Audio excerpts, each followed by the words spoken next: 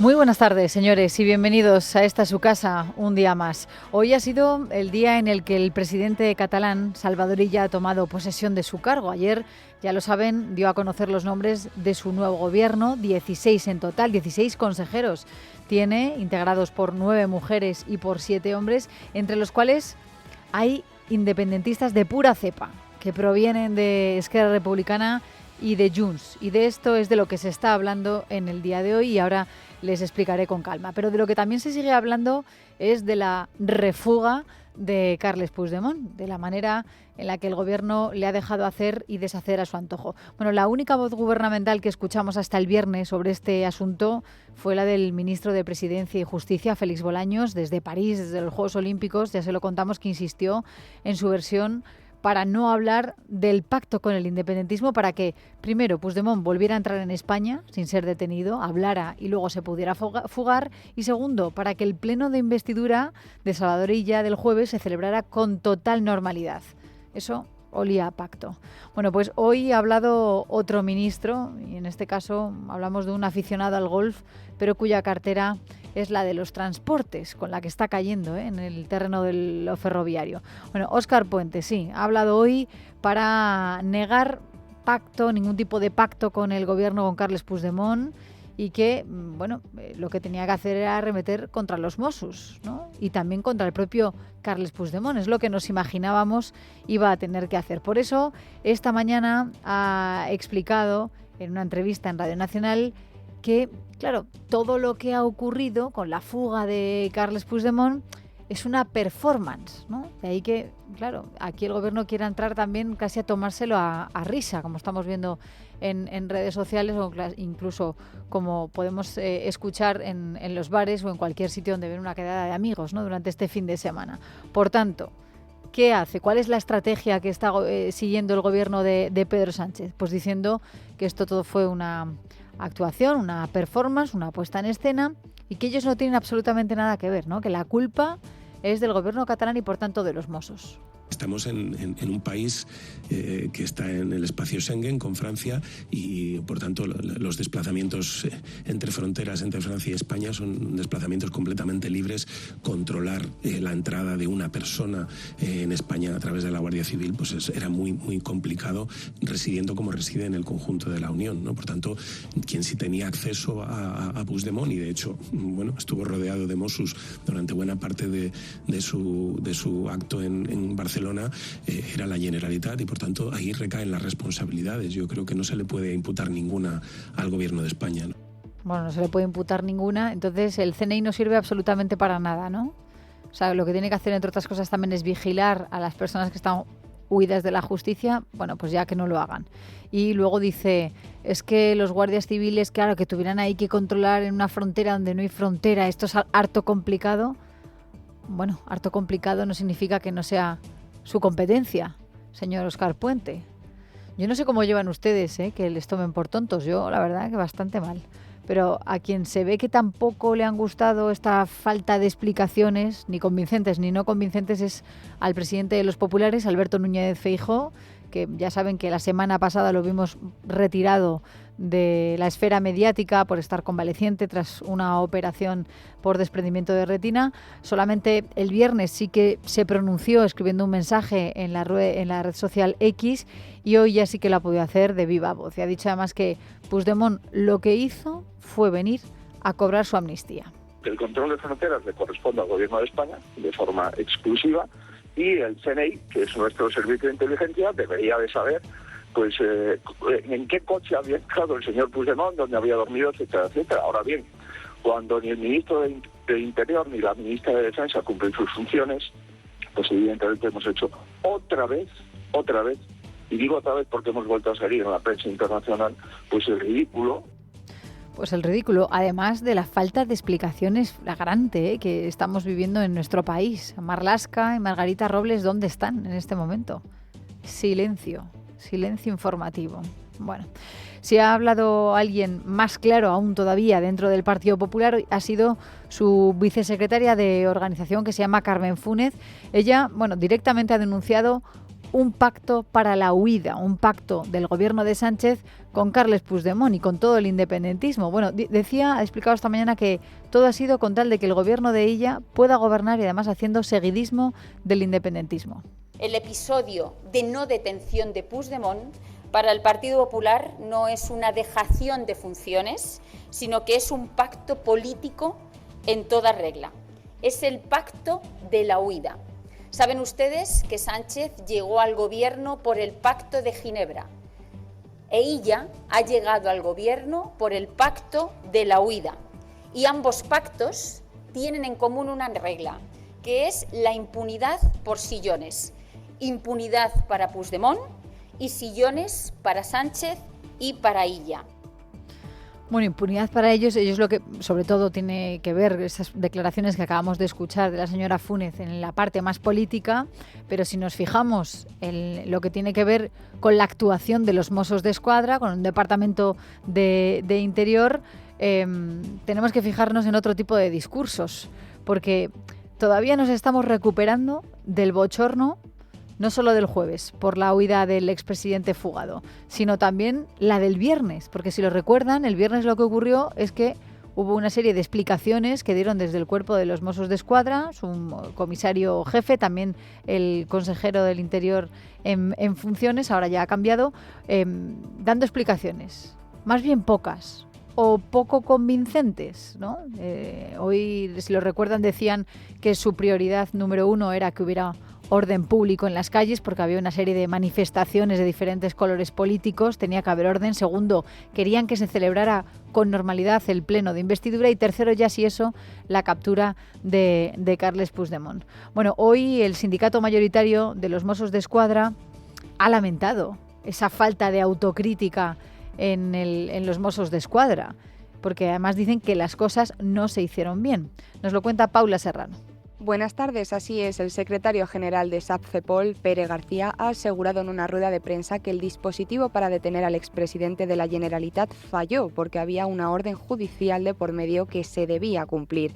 García cree que la autocrítica es clave y que tiene que haber un proceso de revisión para saber qué es lo que ha fallado. Además, ha asegurado que es probable que se vuelva a dar esta situación y no se puede permitir la reincidencia del error, añadiendo que la operación Jaula fue injustificable. La operación Jaula es injustificable y creemos que se hizo a razón de intentar dar una justificación al fallo en la detención del presidente Puigdemont que hubo en la primera parte del dispositivo. Por su parte, ha querido matizar en que los 3 mossos detenidos estaban fuera de servicio y la conducta que tuvieron no fue durante su jornada de trabajo, aunque ha insistido en que a pesar de ello hay que ser consecuente con los hechos. Esta es la denuncia que hacen desde el sindicato mayoritario de los Mossos d'Esquadra, que es normal que nos sigamos preguntando, pero ¿cómo es posible, no? Y ahora lo normal también es que la respuesta nos lleve es que ha habido un pacto, claro, político.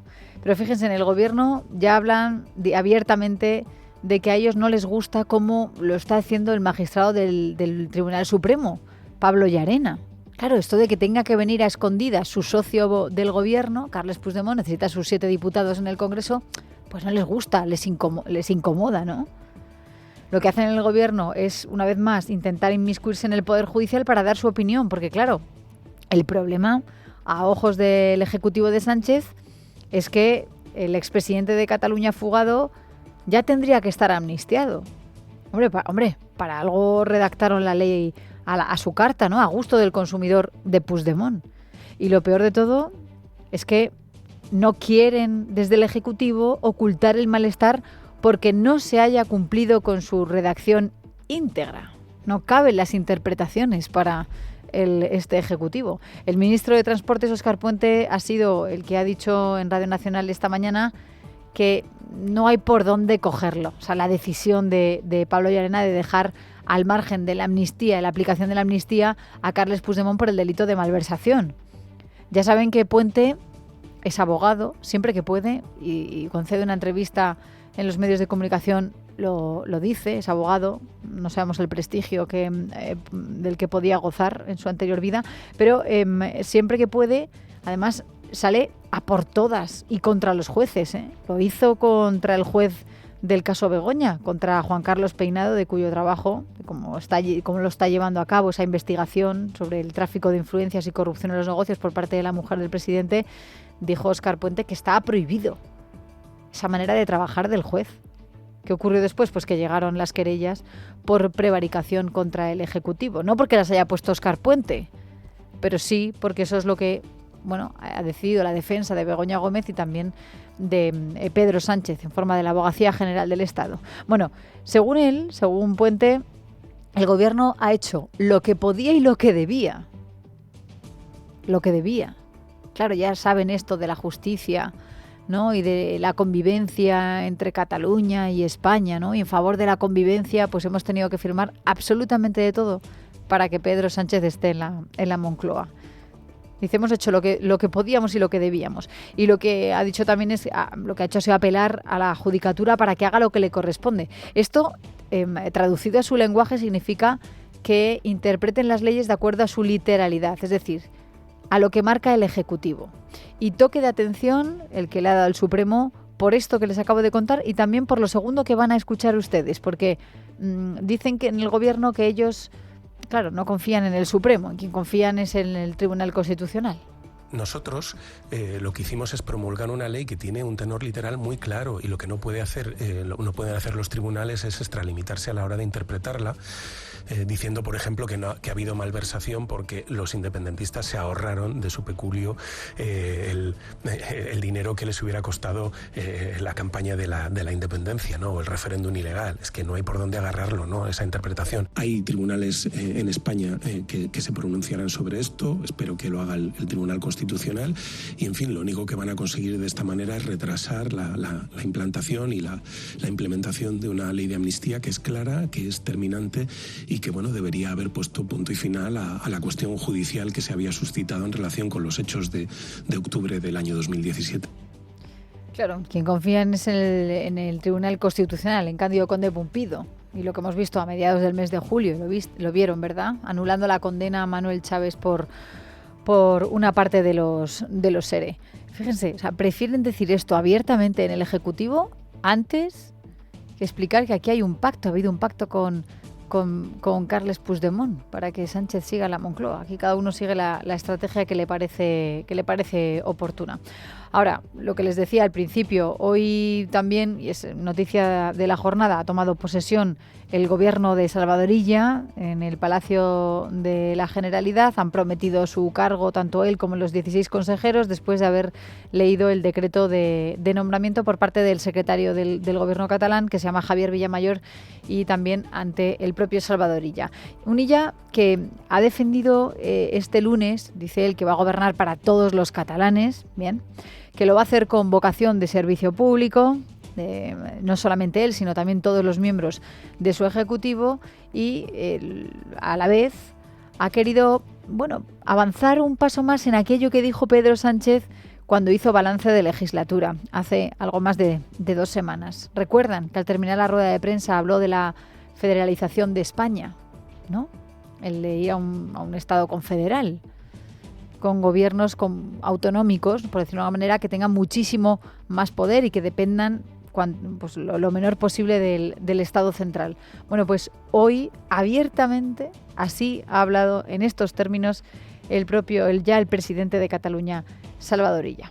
En un contexto de cambio de época, con retos, riesgos y oportunidades, formando parte la nación catalana del espacio público compartido que es España, una España plurinacional, y del espacio público compartido que es Europa, una Europa de horizonte federal. Bueno, pues ese es el rumbo que ha elegido Salvador Illa, ¿no? Que ha hecho que incluso hoy en el Partido Popular hayan querido dar una serie de entrevistas en el día de hoy, sobre todo Alberto Núñez Feijóo, para denunciar el momento que estamos viviendo en España, ¿no? Y sobre todo en Cataluña, para denunciar la emergencia nacional que vive España, donde se está rompiendo con los principios básicos que marca la Constitución de igualdad y de solidaridad entre los españoles, y que vienen, porque esto ya ha sido flagrante, con el traspaso de la agencia tributaria catalana por parte de María Jesús Montero, que tiene un mutismo, un silencio absoluto, Y todo es por ese acuerdo firmado con Esquerra Republicana a cambio de que ella llegue al gobierno catalán. Han pactado la soberanía fiscal a cambio de que ella gobierne. Y así lo denunciaba esta mañana en Onda Cero Feijóo. Estamos derogando la Constitución porque ya estamos empezando a ver que España ya no es una nación, sino que es un Estado plurinacional. Esto no lo decimos nosotros, lo dice el gobierno, lo firma el Partido Socialista, y estamos viendo ya que ya no hay un Estado de esa autonomía, sino que es un Estado de naciones. Bueno, estamos viviendo en un delirio en el que creo que los españoles debemos estar convocados porque estamos ante un desafío nacional. Bueno, ante este desafío ha dicho que como líder de la oposición y viendo que Sánchez pasa olímpicamente de reunirse con los presidentes autonómicos, lo que va a hacer él es, Feijóo, convocarlos en septiembre, dice, para defender la igualdad de los españoles, para que hablen todos juntos, para que cada región defienda lo suyo, ¿no? Y que no haya que esperar a la buena voluntad o solidaridad del gobierno de Cataluña con un Salvador Illa, que ya han visto lo que han hecho en el día de hoy, ¿eh? Sobre todo pensar en montar un ejecutivo con cabezas independentistas. Ahora se lo voy a contar. Pero fíjense, ante un gobierno que cede al chantaje independentista, y esto es algo diario, Feijóo ha dicho que ahora estamos peor que antes del procés, porque dice, antes los independentistas solo mandaban en Cataluña y ahora es que mandan ya directamente en toda España, ¿no? Y lo que ocurra en España va a depender de ellos, de esos 7 diputados de Junts. Claro, este tipo de reflexiones no le han sentado bien a miembros del Ejecutivo y hoy la ministra de Inclusión y Seguridad Social, Elma Saiz, pues ha arremetido contra Feijóo. Se abre un tiempo de esperanza, una nueva etapa en Cataluña, y el señor Feijóo lo que no soporta es que seamos los socialistas quienes demos respuesta desde los derechos, desde la convivencia, desde la pluralidad, gobernando para todos y para todas los diferentes territorios. Bueno, no ha sido la única, ¿eh? Óscar Puente hoy también esta mañana le ha reprochado a las comunidades autónomas del PP que se pongan a bajar impuestos y que luego se quejen de que están infrafinanciadas. Esto ya saben por qué lo dicen, ¿no? Por Andalucía y por la Comunidad Valenciana, sobre todo, es que son las que hacen frente común junto con Murcia y con el varón castellano-manchego, el socialista Emiliano García Paje, ¿no? Bueno, les decía que hablábamos de un ejecutivo ahora nuevo en Cataluña con 16 consejeros, que son los que han tomado posesión en el cargo en el día de hoy, donde hay 2 nombres, hay varios, pero hay 2 que creo que nos tendríamos que quedar con ellos. Uno es el de Miquel Samper, que es el nuevo consejero de Empresa, y luego el de Ramón Espadaler, de Justicia, ¿no? Luego hay muchos guiños a Esquerra Republicana, pero en el caso de Samper, o sea, va a tener un papel imprescindible, porque recuerdan la cantidad de empresas que se fueron durante el procés de Cataluña. Luego es verdad que han vuelto otras, y al final en el cómputo, pues sí que vemos que han sido muchas más las que se han ido que las que han vuelto. Pero su papel va a ser primordial. No solo para instar, como llevamos meses escuchando, a que vuelvan muchas de estas empresas, sino que si tienen la propia agenda, la Agencia Tributaria de Cataluña, podrán hacer un seguimiento exhaustivo de cada una de las empresas y de las pymes. Esto es preocupante, y puede haber un chantaje, claro que sí. Pues ahí han colocado a Miquel Samper, que ya fue consejero con Quim Torra, fue consejero de Interior, y desde que nació Junts, pues fue militante de ese partido. Lo que pasa es que esta pasada primavera ha sido cuando ha decidido romper el carné de independentista de Junts. Pero es que además esta persona es abogado de uno de los prófugos de Junts, de Lluís Puig, que está en Bélgica también. Y luego además es muy amiguete del presidente de la Cámara Catalana, de Josep Rull. Fíjense, la persona que ayudó a Carles Puigdemont a que se pudiera fugar tranquilamente la semana pasada. Pero toda su carrera política, la de Samper, comenzó con Josep Rull. Fenomenal, ¿eh? Esta persona la ha designado Salvador Illa para que sea un consejero suyo. Solamente es uno de los ejemplos. Ahora les voy a contar el siguiente, pero todo esto ha hecho que desde Vox Ignacio Garriga haya puesto el grito en el cielo. Acabamos de conocer el gobierno de Salvador Illa, un gobierno que representa el continuismo del separatismo. No reduce el gasto político, crea 2 consejerías nuevas, una de las cuales, por cierto, para excluir a los castellanohablantes, la llamada Consellería de Políticas Lingüísticas. Un gobierno que sigue la estela del separatismo impulsando la ideología, mantiene consellerías de Exteriores, promueve consejerías de acción climática y mantiene la nefasta de feminismos e igualdades. Frente a todos ellos estaremos nosotros. Fíjense, una de las consejerías que más ampollas ha levantado, y es normal y que tenemos que denunciar, es nuestro deber denunciarlo, es la de política lingüística, a la que Garriga acaba de hacer alusión. Hasta ahora, esto ha pasado algo parecido como con el ministerio que le han dado a José Luis Escrivá, el de transformación digital, que antes era una secretaría de Estado, pero después, en cuanto le quitaron, después de todo su polémico trabajo y reforma de las pensiones, le quitaron su cartera principal y le dieron una bastante vacía de contenido, aunque lleva tema de fondos europeos, ¿eh? Bueno, pues digo que algo parecido ha ocurrido porque con esta nueva consejería, porque hasta ahora era una secretaría, la de política lingüística, dependía de la Consejería de Cultura, y lo que hacen ahora es sacarlo y darle un rango de departamento, su propia consejería, la que va a alimentar el señor Illa con 200 millones de euros con el objetivo de blindar el catalán, como si no lo estuviera ya.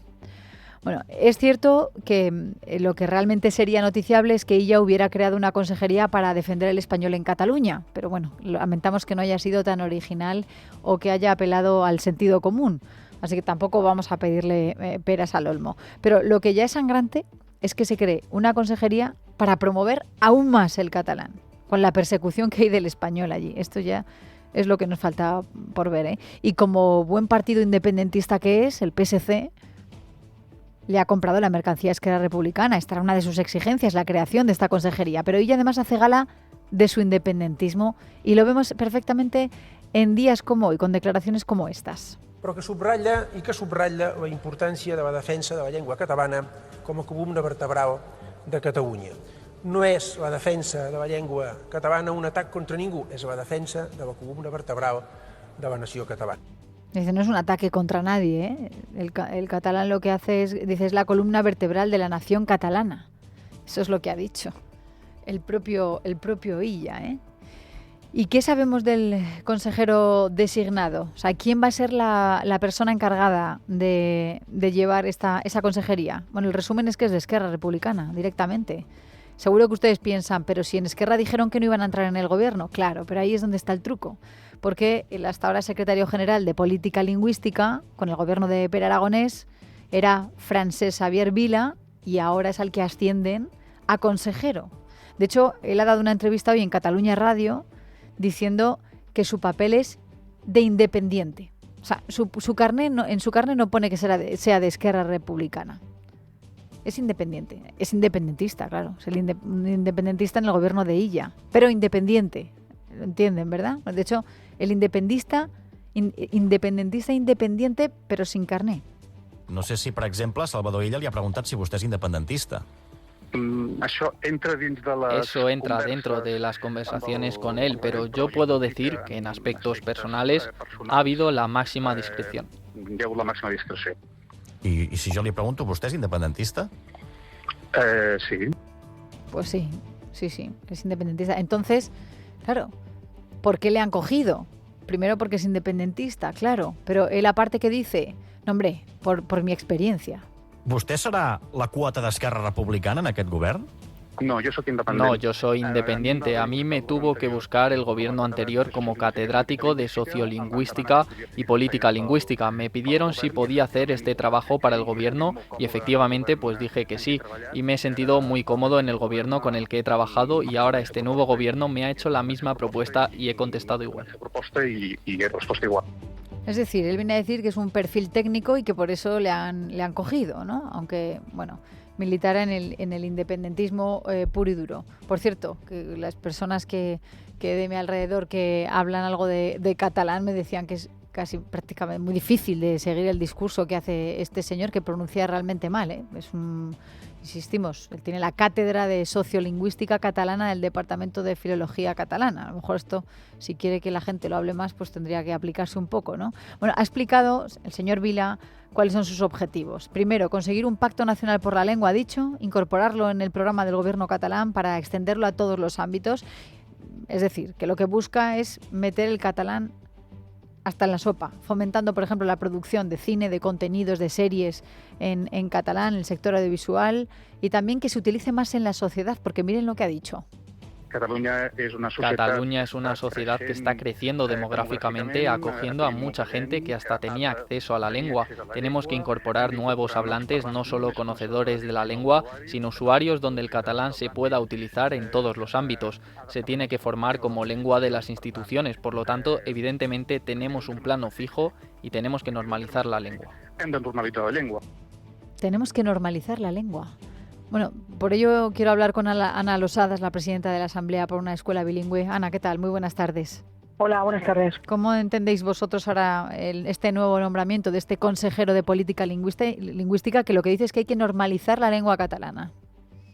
Bueno, la verdad es que este nombramiento no supone ningún cambio, porque una persona que ya tenía, digamos, esas responsabilidades, ¿no?, a otro nivel, pero esas responsabilidades en el gobierno de Pere Aragonès, de Esquerra Republicana, pues lo tendrá ahora con el señor Illa, ¿no? Y por tanto, ahora tiene una consejería que tendrá más presupuesto, claro, y que tendrá un ámbito de acción pues más interdepartamental, ¿no? O sea que la situación es de continuidad, pero con más poder y más presupuesto para ampliar la presión lingüística en Cataluña. Él mismo ha dicho esta mañana en esa entrevista en Cataluña Radio que lo que quieren también es la implementación total en la administración. Y yo por eso le quería preguntar, ¿es que no la hay ya? ¿No existe ya?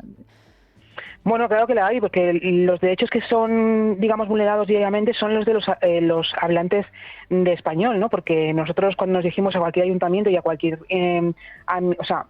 sede de la administración de la Generalitat o municipal o de las diputaciones, lo que encontramos son, primero de todo, impresos solo en catalán. Si lo quieres en castellano tienes que pedir explícitamente y esperar un rato para que alguien te fotocopie un original que tienen, ¿no?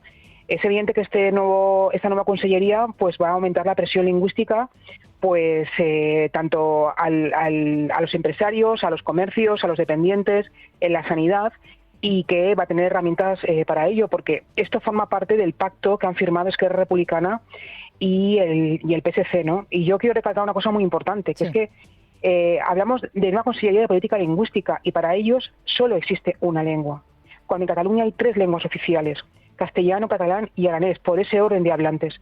Y ellos nunca hablan de las lenguas, ellos hablan solamente de la lengua. No es la política lingüística de la Generalitat o de Cataluña, no. Es una política lingüística exclusivamente del catalán. Y el Pacto Nacional de la Lengua habla del Pacto Nacional de la Lengua de una única lengua. Las demás lenguas y los demás hablantes no existen. Solamente se centran en el catalán. Por tanto, esta política lingüística en ningún momento puede ser una política que, como dice el señor Illa, va a unir a los catalanes. No. Esta política lingüística va a someter aún más a una presión insoportable a los hablantes de español o de aranés o de otras lenguas, porque es evidente que el cambio no es para mejor, es para peor. Y además, Ana, otra cosa que a mí me ha sorprendido y he querido destacar de lo que ha dicho esta mañana el nuevo consejero, Vila, ¿no? Diciendo, bueno, sí, hay mucha gente ya que aprende el catalán, lo aprende, claro, en las escuelas lo estamos viendo, pero Cataluña está creciendo, hay mucha inmigración, la demografía va creciendo y lo que queremos ya es que lo apliquen la gente joven en la calle y en todas partes, o sea, que se hable. Ese es uno de los objetivos principales para ellos. Es intolerable que hayamos asumido como normal que cualquier gobierno de cualquier autonomía bilingüe, ya sea la catalana u otra, hable de fomentar el uso de una lengua. Porque no se puede fomentar el uso de una lengua. Tú puedes fomentar la formación de una lengua, pero a mí no me puedes intentar incentivar a que yo cambie mi lengua materna. Porque eso ya está vulnerando tu espacio personal, tu privacidad y tu derecho a elegir la lengua que te dé la gana cuando quieras, donde quieras. Porque tienes derecho a ello, porque tu lengua también es lengua oficial, ¿no? Y tienes los mismos derechos que un catalán hablante, no tienes más, pero tampoco tienes menos. Entonces, claro, esta situación es inusual y desde luego no es democrática, porque lo que intenta la Generalitat es forzar cambiar la lengua de nuestros hijos en la escuela. No quieren que solamente que aprendan catalán y que lo sepan hablar perfectamente, no. Quieren motivarlos para que dejen aparte su lengua materna y adopten la lengua catalana como lengua propia. Y eso es el objetivo de la Generalitat en la escuela principalmente, pero que lo van a llevar a cabo pues en otros ámbitos de otra forma, pues desde presionar a los sanitarios, desde presionar a los dependientes, desde presionar a los empresarios para que rotulen exclusivamente en catalán.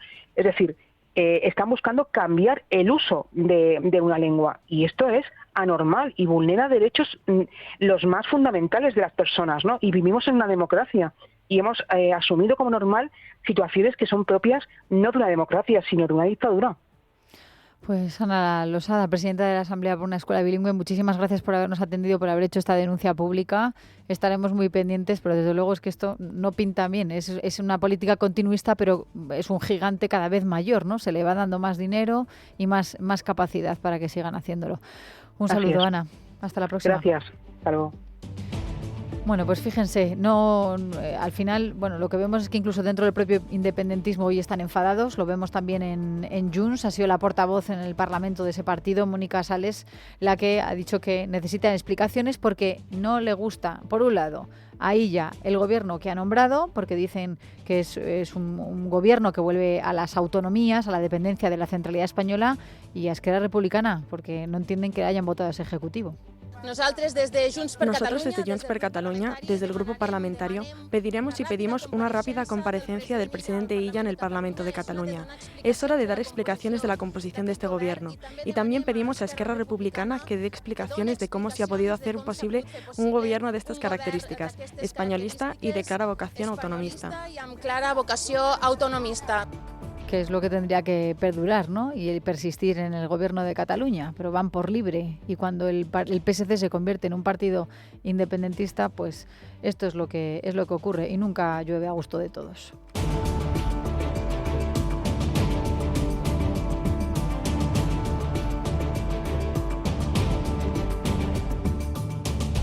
En casa de Herrero, Es Radio. En casa de Herrero, con Leticia Vaquero, Es Radio.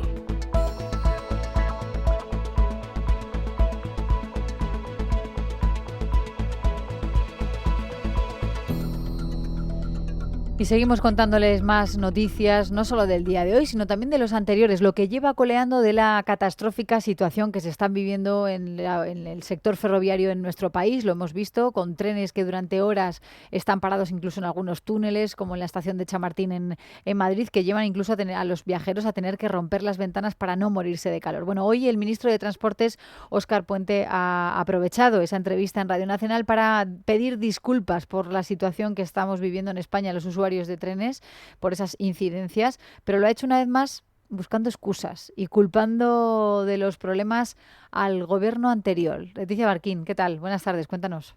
Una semana después de que centenares de personas permanecieran durante 3 horas atrapadas en un túnel cerca de la estación de Chamartín, el ministro de Transportes ha utilizado la ironía y el victimismo para, en vez de poner solución a los problemas que miles de españoles sufren cada día en la red ferroviaria, responder al partido principal de la oposición. Yo soy el enemigo a batir desde aquella fatídica tarde de septiembre en la que osé poner un espejo al señor Feijóo, y a partir de ahí la derecha mediática, política de este país no me lo ha perdonado. Entonces yo soy el ministro que para los trenes. El otro día, cuando se paró el 106 en el túnel, pues yo estaba de vacaciones en Alicante y poco menos que fui el responsable y tenía que haber estado allí, y seguramente si hubiera estado, pues el tren no se hubiera parado. No nos engañemos, esta es la realidad. En un ejercicio por desentenderse de sus responsabilidades, ha atribuido los constantes retrasos y cancelaciones al incremento bestial de pasajeros y al plan de transformación, aunque ha aprovechado para sacar pecho y asegurar que Renfe es la 6ª empresa ferroviaria más puntual de Europa. No obstante, ha eludido mencionar que el caos ferroviario ha lastrado la puntualidad hasta el 76% en un año,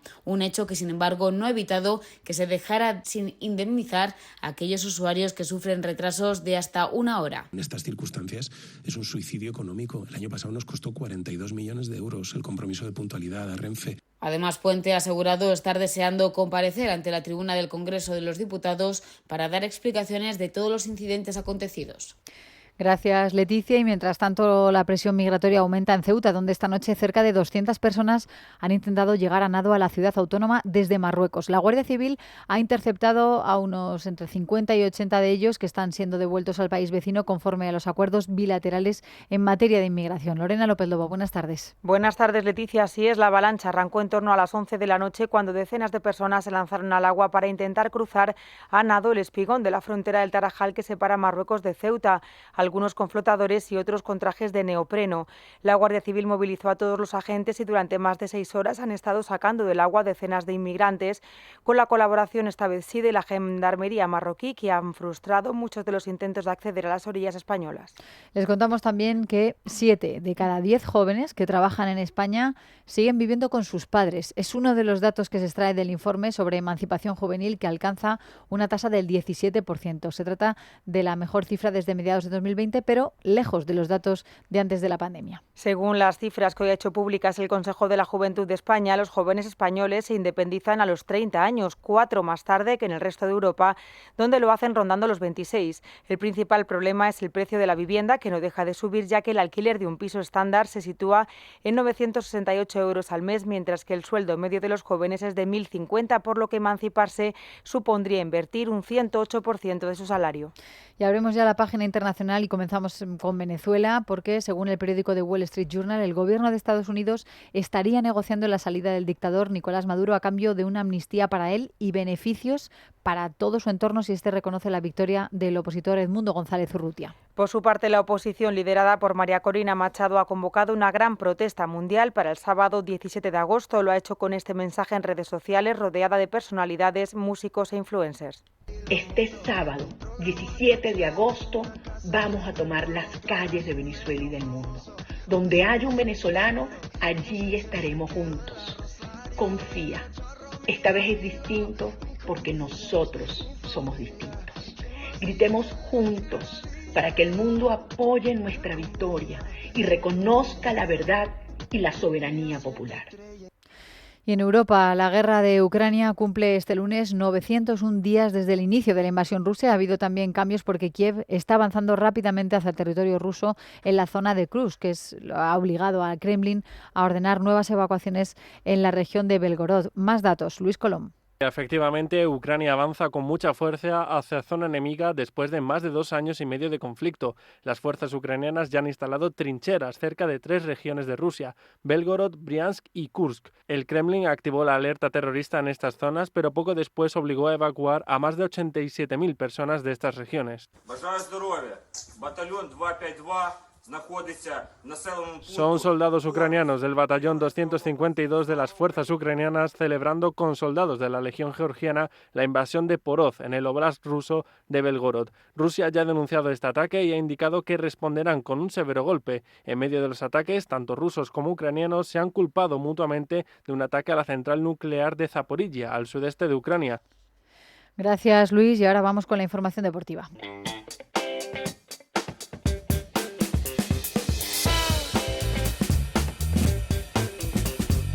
Bueno, y es el día después, el que toca hacer balance también de la participación española en estos Juegos Olímpicos de París, que ya saben, acabaron en el día de ayer, 18 medallas, 5 oros, 4 platas, 9 bronces. Es el mayor número desde Londres 2012, pero han sabido a poco. Vamos a ver cómo iban las porras. Sergio Valentín, ¿qué tal estás? Buenas tardes. Hola, muy buenas. ¿Quién ha ganado? ¿Qué tal has quedado? No, yo he quedado lejos. ¿Sí? Sí, sí. ¿Qué te ha pasado? Hombre, teníamos muchos deportistas en este último ciclo olímpico que lo habían hecho muy bien en mundiales y europeos. De hecho, era el mejor ciclo olímpico para el deporte español, y luego en los Juegos Olímpicos pues no han estado a la altura, no han tenido la suerte que les hubiera gustado, y por eso hemos estado por debajo de las previsiones, no de las mías, sino de la de todo el mundo. Eso es cierto, hay que ser justos, sí. Porque empezábamos como muy fuerte y poniendo el listón bien alto, y luego al final se ha rebajado un poquito. El propio Alejandro Blanco, que yo creo que se pasó de frenada, antes de comenzar los Juegos Olímpicos, dijo que íbamos a superar las 22 medallas de Barcelona, que estaba segurísimo. Se jugaba comidas y cenas con periodistas ante la seguridad que tenía, y ahora, después de haber logrado 18, 4 menos, dice que los Juegos Olímpicos han sido un 10 por lo muy bien que han competido los deportistas. Bueno, pues ante la pregunta de si hemos fracasado o no, los políticos son más políticos que nunca, porque aquí ninguno lo ha hecho mal. Alejandro Blanco, que para mí, esta es mi opinión, debería dejar el puesto a otra persona, dice que han estado de 10, y Uribes, el presidente del CSD, de momento, porque a lo mejor en 6 meses lo es otra persona. Esto es una crítica al gobierno y a cómo utiliza este puesto en el presidente del FSD o a los ministros de deporte, que lo tenemos o no en función de lo que les apetezca, pues Uribe ha dicho que le pone un 8 a la delegación española. Bueno, hay gente que piensa que España simplemente ha cumplido porque tenemos el 15º PIB del mundo y España ha quedado en la 15ª posición del medallero, así que en ese sentido, pues niquelado. Pero luego hay gente pues que en función de las previsiones y de los deportistas que tenemos son críticos. Yo me incluyo en estos últimos. Yo creo que en los deportes estamos como en el resto de, no sé, de muchas cosas que tenemos en nuestro país, en la economía, en las energías, sí. Que nos hemos estancado, que tenemos un conformismo alarmante, que no queremos mirarlo, que hay que ser críticos pero no queremos, y no puede ser que nuestro techo sea algo que pasó hace 32 años, cuando se repartían 200 medallas menos y estaba entre otros la antigua Unión Soviética, que peleaba con Estados Unidos por obtener el máximo de medallas, y ahora ni siquiera en estos Juegos de París no ha estado ni siquiera Rusia. Es cierto. Y luego además, Sergio, claro, que es verdad, y el debate lo estamos viendo en todos los medios de comunicación, pero al final, o sea, ¿qué se necesita? Hay que apostar más por el mundo del deporte, más financiación, o sea, ¿qué más cosas, qué hay que hacer, no? Bueno, eso es muy complicado porque si el país estuviera bien, como otros que tienen un PIB inferior al nuestro o que tienen menos habitantes y han quedado por delante de nosotros, si la economía está bien, pues es normal que tú a lo mejor puedas destinar más dinero al deporte, pero cuando no tienes, que no digo que pase en España, porque no me quiero meter en este fregado, pero si no tienes bien la sanidad, no tienes bien la economía, si el paro juvenil está disparado, ¿cómo vas a decir que vas a destinar más dinero al deporte cuando es algo que no te produce ningún retorno, ¿no? Más que allá que la alegría que podamos tener nosotros viéndolo desde el sofá. Sí, es algo secundario, totalmente secundario. Yo creo que habría que, primero, invertir mejor el dinero. Segundo, darle una vuelta al modelo que tenemos, porque en España si un hijo te viene y te dice papá, quiero ser nadador o quiero ser gimnasta, seguramente el padre en cuestión va a decirle que no, que estudie otra cosa y que si acaso es que se dedique a eso como afición. Como si te dicen que quieres ser cantante, es verdad. Y en otros países pues no sucede así. Por ejemplo, en Italia hay un modelo mixto, ahora Italia ya nos ha pasado por todos lados y nos saca muchísimas medallas. Y lo que han hecho ha sido coger a policías, bomberos, gente muy física, que les ha hecho deportista.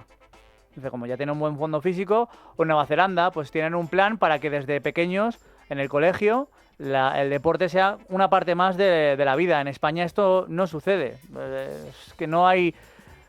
Aquí te hacen hacer el test de Cooper y ya no quieres ir a educación física, ¿no? Porque te cansas. Si haces deportes es para hacer algo con tus amigos, que por eso luego somos buenos en deportes de equipo. Bueno, dejando de un lado lo que ha pasado de los Juegos Olímpicos, cuéntame alguna novedad de mercado de fichajes, que nos quedamos sin tiempo. A ver, pues muy rápidamente te cuento el lío que tiene el Atlético de Madrid. Va a fichar a Julián Álvarez, pero está en el aire la posibilidad de que se caiga el fichaje de Gallagher, que es increíble porque Gallagher ya ha posado en el estadio Metropolitano. Ya se le ha visto a centrocampista inglés en el estadio del Atlético de Madrid, porque se daba por hecho que iba a llegar, porque para que el Atlético de Madrid le fichara tenía que vender a Samu Omorodion al Chelsea, que es el mismo club propietario de Gallagher. Como esta operación, la de Samu, se puede caer, ahora mismo de hecho se ha caído, el Atlético de Madrid no tiene dinero para fichar a Gallagher. Por lo tanto, el jugador que ya tiene un acuerdo con el Atlético de Madrid, que está en el Metropolitano, pues a lo mejor se tiene que volver a Londres porque no se hace la operación. Bueno, estamos a la espera porque desde luego son estas cosas que a un aficionado del club, en este caso el Atlético de Madrid, le tendrían que dar vergüenza, porque es hacer las cosas muy mal. Pues sí, desde luego. Don Sergio Valentín, muchísimas gracias por contarnos tantas cosas. Hasta luego.